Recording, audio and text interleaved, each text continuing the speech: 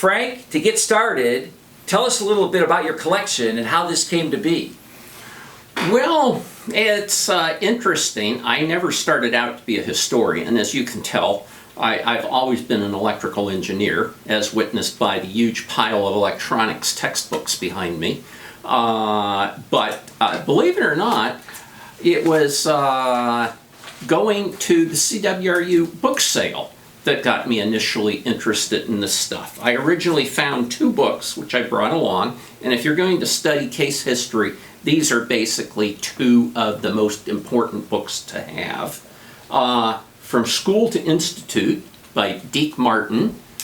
He was a alum of Case, very interesting guy, and wrote this book, and as you can tell, I've got at least 1 marker in it, so there's very good stuff. He's really concentrating up to about the end of World War II in his book. The authoritative book, or the more authoritative book, is Kramer's Case Institute of Technology, A Centennial History. And this one is just an amazing amount of detail. Who was Kramer, the author? Kramer was a historian. He actually wrote, and I have it back here, he actually wrote the history of the university. Okay. But in 1980, he got commissioned to write the history of Case Institute of Technology, although that really includes the Case School of Applied Science. And we'll talk a lot more about that. But we started as Case School of Applied Science, became Case Institute of Technology, then we became Case Western Reserve University, and that's where we are today. All right, so you and Tom have a lot of history to explore, and we're not going to be able to get to all that today, but you were able to collect a lot of memorabilia that touches upon different moments in case history, and maybe let's look at some of the highlights of your collection. Okay, well, I'm glad you said highlights of the collection rather than highlights of case history, because this is probably more a history of case as told by eBay, since I probably bought more items on eBay than anywhere else. Okay. And well, these started with the book sale, and that was probably the late 90s. And then I happened to be in Tom Kicker's office. I can't remember why I was meeting with him. And I saw that there were some yearbooks in there. And I thought those were sort of cool. And so I started looking for case yearbooks on eBay. And I've actually accumulated about 70 yearbooks now. Wow. I'm missing 5. Okay. From the whole history, you're missing 5 Well, books? I stopped in 1972 because that was the year I graduated, and I figured there's nothing after that. Why not draw the line there? Yes. Yes. So here is the very, very first yearbook. And for those of you who are familiar with case yearbooks, this one's called the accumulator. Every other one was called the differential. For case, remember, I'm not doing Western Reserve, I'm not doing Mather, I'm just collecting on case here. So the accumulator, and that was followed for the rest of the years by the differential. And why the name change? And the editor of the student paper said that they had so many complaints about the accumulator that they changed the name. But some of the easiest things to collect, yearbooks, and as I said, I've got 70 of those. Some of the other easy things to collect are photos. And yeah, you can go on eBay, collect tons of them. You can get them from alumni. These now are going to be in chronological order. I think this is the earliest picture I have of the Case campus. This is Old Main, and you can tell that it's after the fire because the top is truncated. It didn't have the tall peak. You can see a Delbert, Maine over there. This photo would be roughly taken from where the library is being rebuilt right now. So it's a little bit on the other side of Euclid Avenue. And the thing that's really interesting is this shows that it's out in farmland. Yeah. There wasn't much out there. Not even Remember, trees. Case was built on farmland. You can get fun photos. Here is a 1965 aerial photo of the Case campus. And this shows, if you look at it, Case, Maine, where that last photo was taken would have been roughly up over here. So notice all of the hospitals, the university buildings. We've got real roads now. Okay, and it doesn't even show the art museum or the lagoon or anything. But I like these that really show the campus the way it was. This is the evolution of Case. And of course, for sheer fun, you have things like this. Oh, wow. Massive flood. This is one of the floods. We've had many, many floods at Case. Would that be Doan Brook flooding? That would be Doan Brook flooding. Okay. That is the flood in 1959. And you notice over here, what's sticking up out of the water is a bus. Oh my gosh. So the water there was probably about 8 feet. But for those of you who are into the history, the big flood occurred later. That was the one that we got, I don't know, 18 feet of water here in University Circle that came up above the floodgates into the second floor of the library. Oh my. So we've had serious flooding. It's interesting, you know, you would think collecting yearbooks would be pretty mundane, and they're all fairly similar. Sometimes you get a yearbook and it's signed by the person who owned the yearbook. Usually it's actually the grandparents and the kids are selling them off or getting rid of them. And they'll come with things like a commencement announcement, a program. From what year is that? This one is from, let's see, 1910. Interesting. 1910. In the very early days, they would actually read senior theses at the commencement. And that was okay when you were only graduating a couple people, but they shortly dropped that practice. I'll bet. Look at that. It's bound with string, isn't it? Yeah, these are great. It's amazing. It's stuck But together. you get some people that just do different things. And this comes from Harry Nelson, class of 1912. And what was really interesting about him is instead of coming with a program, it came with 2 belt buckles. Why is that? And I'm still not sure. But what I found was really interesting is, Bob, lift these. There's some heft to that. Yeah, that feels like a good solid belt buckle. Yes. It says Case, of like course. something we'd make in ThinkBox today. Yeah, quite possible. Well, we'd probably do it with a 3D printer or something. Right. But try this one. Oh, nice and light. That's is that aluminum? I'm thinking that that was aluminum, and aluminum was becoming a significant industrial material. I halfway have at the back of my mind, you know, most people wouldn't make aluminum belt buckles, but I'm wondering if this was actually made in one of the Case labs. I have no proof, but I just speculate. Maybe that was like the cool material in that year, It 1913. easily could be, and it's a simple design that could easily have been cast. And were they giving those to freshmen or to graduates? Well, this would be, remember, these are coming from seniors as they're graduating. Oh, so like a graduation gift? Could be, or maybe they just kept it with it as a, you know, a very strong memento. Yeah. Oh. Don't forget this one. I love this because I love that marketing and promotion goes back to the very beginning. Oh, you'd be surprised what goes back to the very beginning.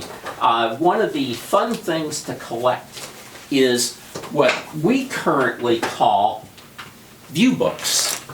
And this is probably the oldest view book.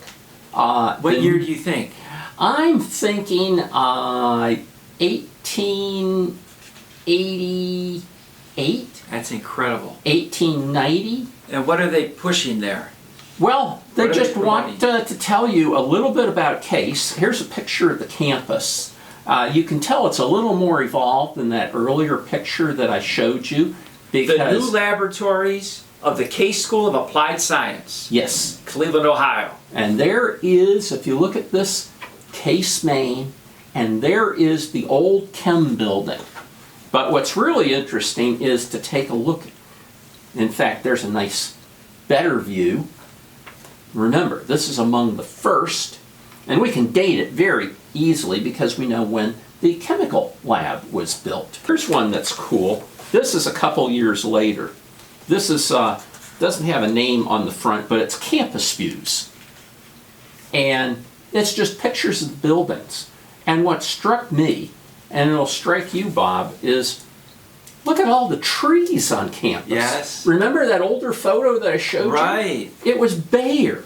They planted the campus. They sure did. You've got, actually, if you look at it, you've got ivy on Case Main. Now this one has the physics building in it, so that dates it, in the early 1900s. And we see nice physics labs. But these are fun to see what the old buildings, what the old Oh, is that labs. Wade Lagoon with the boats? Yes. That is gorgeous. Another, as Look an at that electrical. boating on Wade Lagoon. How cool. Yeah. Here's a part of the radio laboratory. I always keep plugging that electrical engineering. Okay. Probably look at from- Rockefeller, still there. Still Well- looks just like that. Yeah. That was one of our most distinguished looking buildings. That's a beautiful building. Now this one's probably more from the 60s. Tomorrow's Men. You can tell. Look at these Case people wearing their Case Look at those sweaters and the hats, and they're all carrying books. I think the big thing is that Case students were proud of being Case students. And if they had an opportunity to advertise it by wearing Case sweaters, as we saw on that view book. We have sterling silver, I've been assured, spoons. They have Case School of Applied Science. You see a little owl on them, which was supposed to represent learning. You've got the Case logos. Do you think these were gifts or I suspect they could be. bookstore items? We need better swag today. Well, I think these are definitely swag. I didn't bring it, but I have a mother of pearl perfume bottle with the Case logo on it. We have all kinds of stuff. And this will even take me into one of my next items. I get calls about these from time to time. Case pennants. Now this one's later. This is a Case Institute. Very But cool. we've got older ones. Case Institute 1947 and after, right? Yeah, we've got the Case pennants. I've had faculty call and ask, hey, can I get one? Here's a Case Institute. They seem to be more popular with the Case Institute. Very cool. And here's a Case School. I like that. Very interesting. Yes. But, wow. That's an old those are great. Let me go on to a different topic, student newspapers.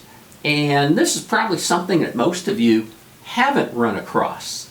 This is the Integral, which was the first Case student newspaper. And this one's actually one of the later issues. This is volume 2, December 1983. It turns out, Wow. I picked up the rest of the first the first 2 years. 1983. It's a pretty hefty. Not 19. 18. 1893. Yes. Excuse me. Pretty hefty newspaper. Well, it was printed on glossy paper. And there's ads. Oh, the ads are great. But here is volume 1, number 1, of the integral. And notice, by the way, that fascination. We had the integral for Yes. the student newspaper. We had the differential for the student yearbook. We Look at seem to be this. focused on calculus. 1893, Wade Park, livery, boarding, and sale stables, carriages for weddings and parties. Yes, we had bike ads, very common. And there were Cleveland bikes. Just like Cleveland was a big home of car How cool. manufacturers, apparently it was a big home of bicycle manufacturers. And as soon as you start reading the integral, and as soon as you start reading, later we had the Case Tech. It published for years, and actually for those of you who listen to this, I want to also mention that all of the Case Techs have been scanned, and they're actually available online through the library. Well, that's and I awesome. use that a lot in my research Okay. of what some of these things actually mean. Okay. But the tech started, I think it was 1903. So I don't, or at least that's the first issue Yeah. that is in the library scans. And it's when you get into the 1890s and earlier that you have to start digging in and doing a lot of research Okay. to find out what some of these things are. Fascinating. They already have football sports news in 1893. We're going to get, in fact, the game with Oberlin was the big thing. Oh, okay. And if you read the issues, the integral, and even of the Case Tech, it was always the game with Oberlin. Huh. I'm not sure why. The yeoman. The yeoman. Now, one of the more interesting things that I got was a student scrapbook. I picked it up on eBay, and this one is great. It's Bill Wagoneer, and it even includes his admissions to Case. Notice, this is coming from a scrapbook. Huh. Dear Sir, you have passed the examination in all the subjects required for admission to Case School of Applied Science. And it tells you when to start, etc. How cool. And the examination is really interesting. I didn't get this from him, but separately, Case gave its own exams. We didn't have the SATs back in 1890, 1900. Here is actually the entrance exam for Case School of Applied Science in Have you taken it? 1906. Have you looked at it? There's parts of it I can't do. Really? Oh, yes. Well, you have to do German. There's a whole section in here in translate into English. All of this in German. Why? Translate this English into German. Well, German was a big language of the sciences, especially Yeah. chemistry. Okay. There were important publications in German. Oh, and my. it gets into the curriculum of Case, which you can also pick up tons of early catalogs. Yeah. And they will tell you what the classes were. And it's really interesting. The first year, the freshman and sophomore years, didn't vary that much from what we have nowadays. Okay, they didn't have a freshman programming course. But look, Bill Wagoneer has here his report card from his freshman year. How did Bill do? Well, he actually, in fact, on one of them, I think it is this one, it was signed a very good record. So he did very well. He got a grade of 79 in algebra, a 70 in English, an 86 in descriptive geometry. And you can see, first year was not even calculus, it was advanced math, algebra, geometry. You had chemistry. And there was a big emphasis upon drawing. Being able to sketch things. Okay. Being able to make engineering drawings. Okay. Remember, we didn't have computers back then. Right. Bill Wagoneer was quite an interesting guy. He later became an associate editor of the Case Tech. I told you there would be some tie-ins. Yeah. And he participated, apparently with great enthusiasm, in the freshman, sophomore competitions, the flag rushes. And I have to get these in order. This one is from 1906. They actually had a wooden pole set up with a flag, with a class banner on top. And I guess earlier, they actually had flags, but in these later competitions, remember 1906, 1907 now is later, they were steel. Now, in fact, they actually described it very extensively in 1907, that the flagpole that held the flag, and there's a reason for that, the freshmen are going to try and capture that flag to take it away from the sophomores, which are guarding it. 8 bags of cement mixed with crushed stone and sand to base it. They reinforced it with wire. They were serious about the flag was made of 3/8-inch low-carbon steel, was welded to the pole in a manner which was entirely new. You could tell these are engineers. Okay. Right. They put the flag in a slot in the pole, put heavy iron bands that were shrunk onto it. The whole was then electrically welded into one piece. No riveting, because that was too easy to get by.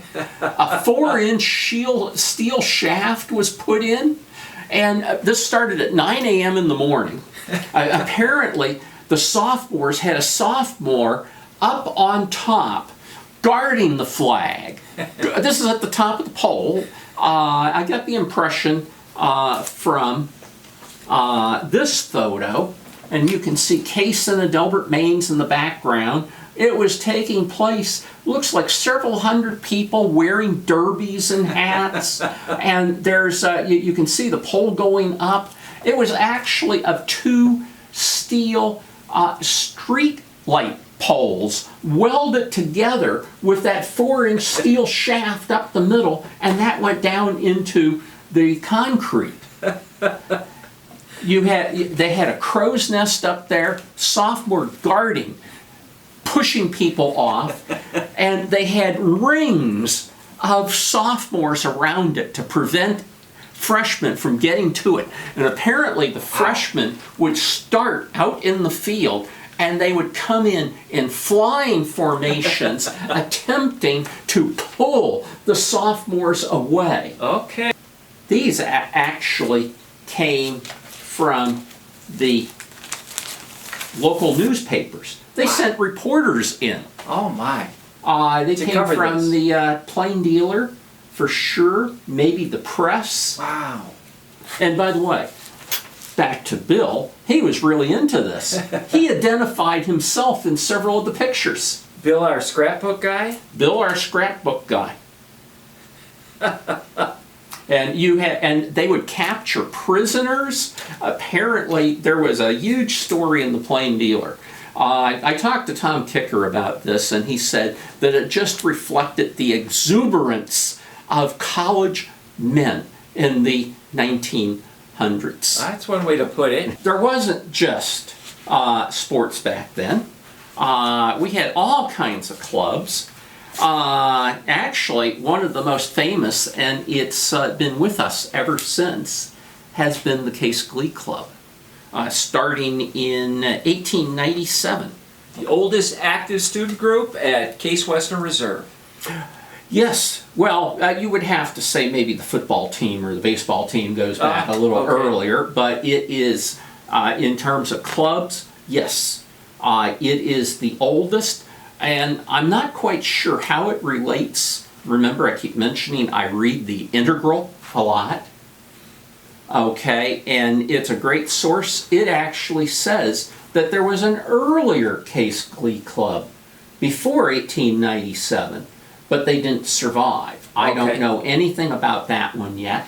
But this is a great organization. Yeah, they were good then, they're good now. And again, it reflects the times. I think that there was a lot of attention paid to singing, to music. Okay. It was something that was very easy to do. Although doing it well is an entirely different story. Yeah. But it was extremely successful. And Bob, you look like you're ready to tell us about the new president. I saw in my new copy of the Case Alumnus that the Case Men's Glee Club has its first female president in 124 years. Isn't that something? And it's interesting, the members point out there's nothing in the bylaws that says members of the Case Men's Glee Club must be men. And so they had so Christine Pan, a fourth-year computer science and music double major, who sang tenor in high school, and she's the new president of the Case Men's Glee Club. That's great. This was published, I believe, in 2006. Okay. And actually, it was taken from all the yearbooks. Oh. All the photos are from the yearbooks, I think. So that's like a scrapbook. This is a scrapbook of yearbooks. Okay. And the club was very good. People were passionate about it. Yeah. There's the famous Valentine's Day singing. Serenade. Yes. Yes. I have to bring this on. Believe it or not, they had a recording contract. Cool. They cut an album. Well, if you believe the Case Glee Club history, I'm not sure about this. It says that they made 3 records, and I've only ever seen this one. So if you've got the second or third volumes, yeah, that's a real rarity. Let Professor Merat know. And infamous, not quite in the same period, the Case Songbook. I'm guessing that's more than the alma mater. It's 100 and some pages. Oh my. It was published in 1891. Wow. We have about 100. We have 150 pages, and it has the natural songs that you would expect. It was funded by the class of 1899. Wait, the school's 10 years old. They have a songbook. Well, it was this one's copyrighted in 1923, but just some of the songs. Carmen Case, Carmen, Ohio, Back to Dear Old Case. You could almost imagine people singing that one. Okay. Things like Hail Alma Mater Case, Hail to Thee. Great songs in here. And I think you have to pin them on. Either that or Case freshmen had really, really small heads. So what were these for? To torment freshmen. What? More of that. Right. It seems at every school, and it's, I think, for 2 reasons. One, to bond the freshmen together against their common foe, the sophomores. Right. And the other is to introduce the freshmen to each other. Okay.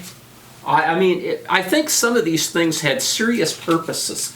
I have no idea when the tradition of freshmen being given beanies and wearing them actually started. Well, look at this warning the freshmen got. This is pretty severe. That is from the 1922 yearbook, the differential. Freshman, warning, get your class cap. These were also called class caps. At once, wear it on all times on campus. Deaf to the defiant. Get off of the sidewalk when you see upperclassmen approaching and give them the right of way. Whoa. Don't forget to your sirs when addressing them. Oh my. And notice the Wade Park Pond mentioned at the bottom.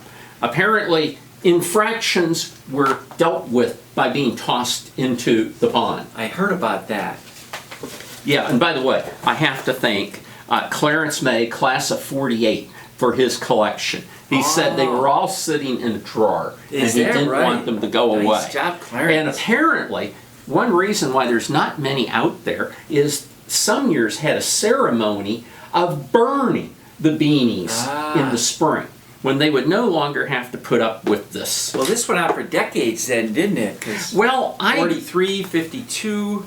Well, I've talked to Paul Steffen, class of 64, and we sort of think that the beanie was dropped in fall of 1960, but if anyone's got a more accurate date, I'd love to hear it. But the beanie went away.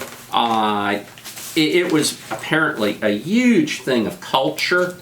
I just happen to have a pile of case texts, and for example, here's a picture of President Howe welcoming the freshmen. Notice at a drafting table. This is in 1926, and you have a freshman there wearing his beanie, rubbing his obviously sore behind, and a sort of little balloon up here thinking of a paddle. If you were caught without your beanie, you were paddled by the sophomores. Yes, the juniors and seniors seem to be above such things. Okay. Sure, the sophomores closer to the experience. Yes, and in fact, Case was a little more physical then, wasn't it? I think the times were different, Bob. And in fact, here's one of a sophomore with a big paddle, a cartoon on the October 12th, 1927 Case Tech. Sophomore waiting with a paddle looking for freshmen.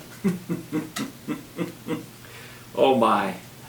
I think it was hard to get through Case. Remember, look to your left, look to your right, and one of you will graduate, and it's probably because you didn't want to deal with the sophomores anymore. Yeah, maybe. This was one I had never heard of.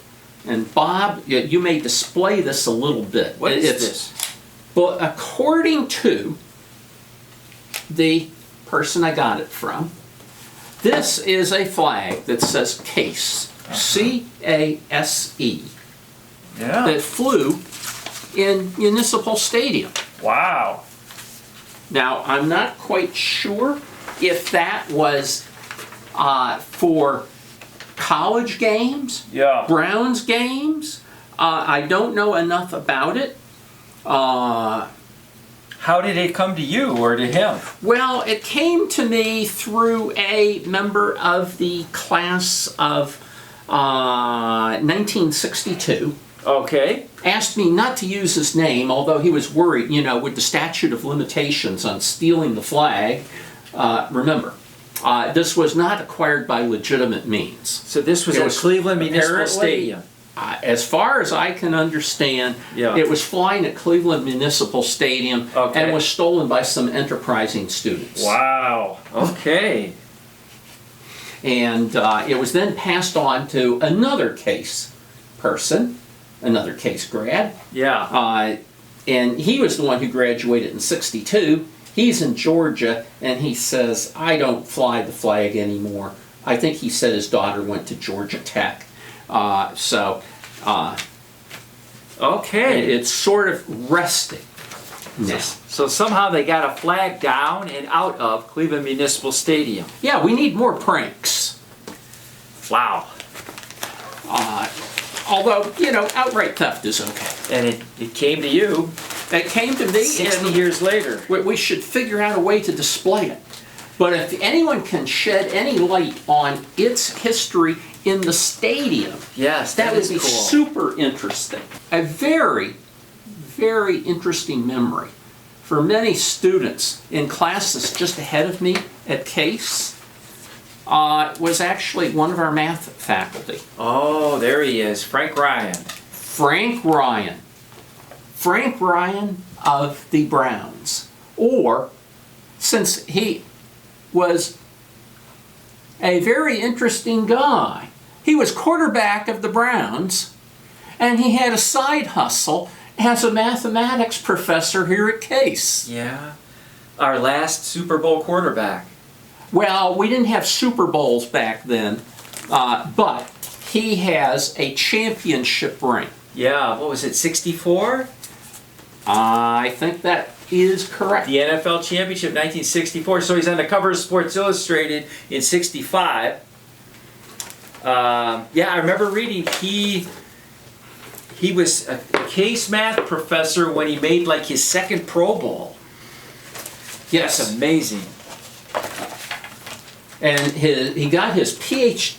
He actually received his dissertation while he was a quarterback at the Browns. Oh, the sports writers must have loved that. Dr. Ryan. Was he a good teacher, Frank? Let me put it this way. When the Case Alumni Association had a, I don't think it was homecoming, I think it was a awards banquet, he came back, and all of the students of like classes of the 60s were there with their advanced math books for him to sign them. Wonderful. They didn't bring in footballs for him to sign. They brought in their math books. I love that. I love the headline. How smart is too smart? Dr. Ryan of the Browns. And by the way, it turns out his dissertation was characterization of the set of asymptotic values of a function holomorphic in the unit disk. Of course. Okay. And by the way, as a math professor, let's see. He does have a NFL championship ring. Yeah. Okay.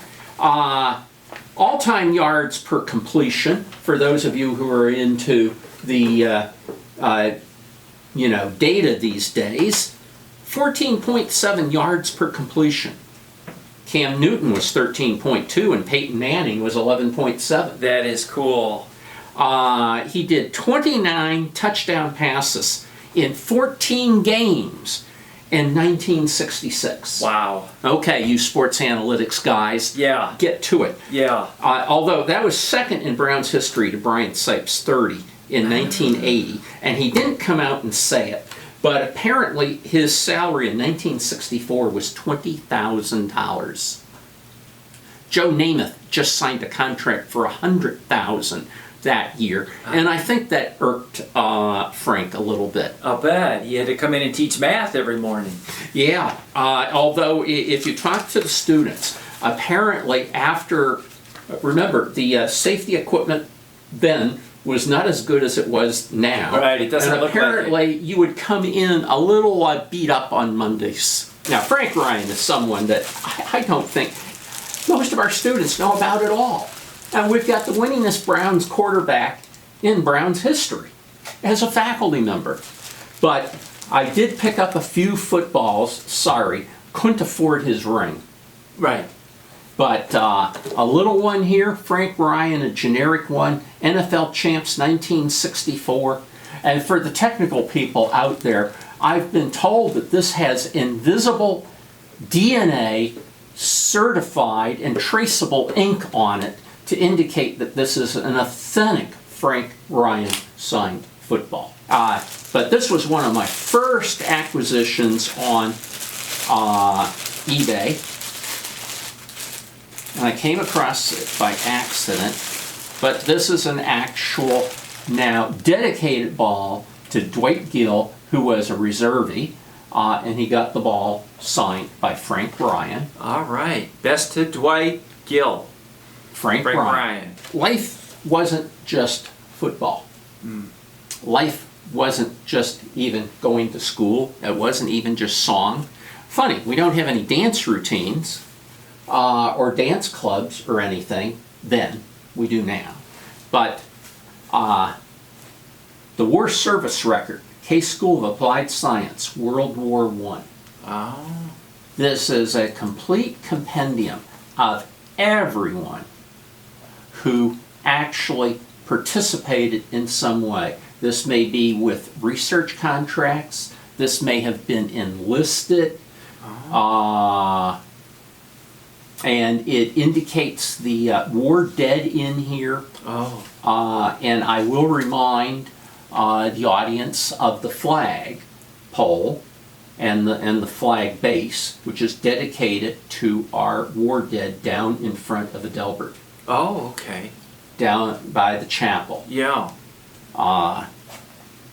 But basically, Case took war very seriously, and all of this is happening. This is in the time frame of about 1917 to 1918. Okay. In March 1917, Case made military training compulsory. Oh. And football went away and was replaced by military drill. Oh. Okay. In April 1917, America entered the war, and students left campus immediately to enlist. Okay. At commencement in the same year, remember, this started in March, April, and by May, 2/3 of the students were gone, and they were already in the Army or Navy. Wow. In fall of 1917, they established a quote-unquote military camp on campus. This was the Students Army Training Corps, SATC, and we don't have them anymore, but the old gym was turned into a mess hall, and we had the Elysium, which was, I think, the 3rd largest ice skating rink in the nation. Yeah, where was that, Became like a over on student 105th? dormitory. Was off Actually, I think campus? closer to 107th. Okay. And in fact, reference to Deke Martin, there's a picture of the inside, and you just have 400 Case students Wow. lying on a grid of beds. You can imagine, since we've been, everyone's been concerned about COVID these days. Yeah. It also turns out there was that earlier thing called Spanish flu. Yeah. And if you really dig down, they actually had a breakout of Spanish flu in that.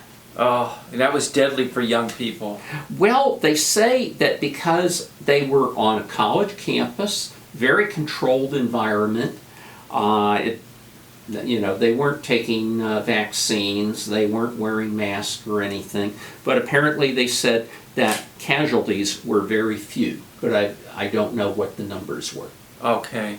But it was all very serious, and then in October, that Spanish flu hit in October 1918. Basically, the university quarantined for about a month, and then armistice and the war's over. Okay.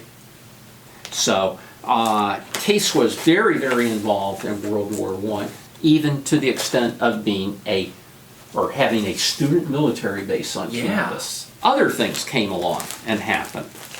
Okay, and obviously we've got World War II coming up. Yes. But I'm going to start just a little bit before that.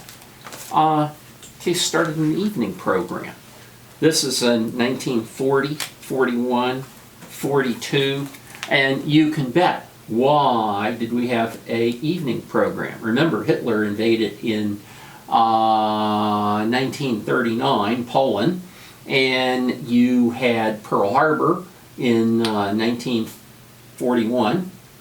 All of these are in response to producing many, many more engineers faster.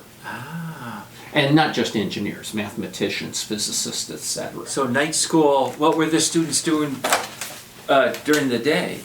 Well, they'd probably be working at a industrial plant producing whatever for the war effort. Okay. So there's an evening program, there's a day program. Yeah. They cut weeks off of they cut a semester or more off of the time to get a degree. You could get an engineering degree in 3 years. We've been talking about Case School of Applied Science, a little bit of Case Tech. There's a whole lot of other things that have happened since then. One of the things that we haven't mentioned much,